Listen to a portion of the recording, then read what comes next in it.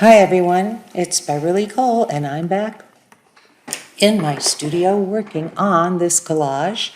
I've added some more homey kind of accents. I found a recipe in an old book. It's up in the left corner and it's been torn into pieces, and I've added another piece down at the bottom there. Then I found some really cute Tim Holtz pictures that I had in my ephemera stash for a long time. I'm inking the edges of the recipe torn piece to put it in the corner. I love to do that. And I'm just going to glue it right up there, along with a little photo of a lady who, in my story, perhaps this is her recipe. And I was worried that the words were going to smudge, so I started using my brush in a kind of tapping way to keep that from happening. There she is. I'm just going to add her. I thought there, but nope, I'm going to add her right there.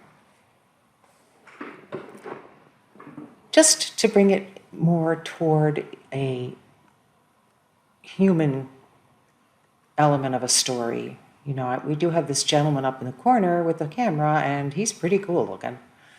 But I thought, a few more faces wouldn't hurt. And a little recipe. Perhaps when she lived on the farm, she made this veal dish. I was reading the recipe and oh my gosh, the things people made. A date torte.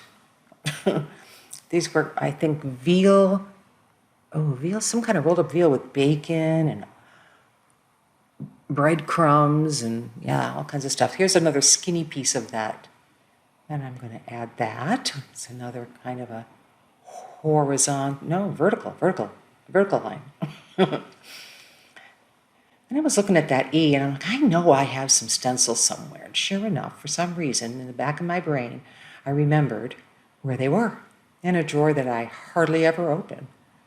I was able to pull those out, and here I'm just trying to figure out which letters I want. I wanted to make them a little bit of a, mixed kind of pattern, not all the same font. And my goodness, I fussed with these for several minutes before I decided on what I wanted to do. So I'm using some more of that Golden's light paste, and besides using that, I actually do decide that the O will look better if it's just the cardboard piece. So it will be a variety of letters in fonts and shapes.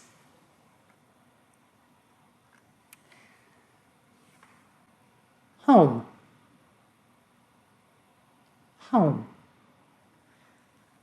Now I'm adding an element that I was just going to add the strip of pictures, but this piece of cardboard is actually an old stencil that I used that was a leftover piece from my Cricut machine.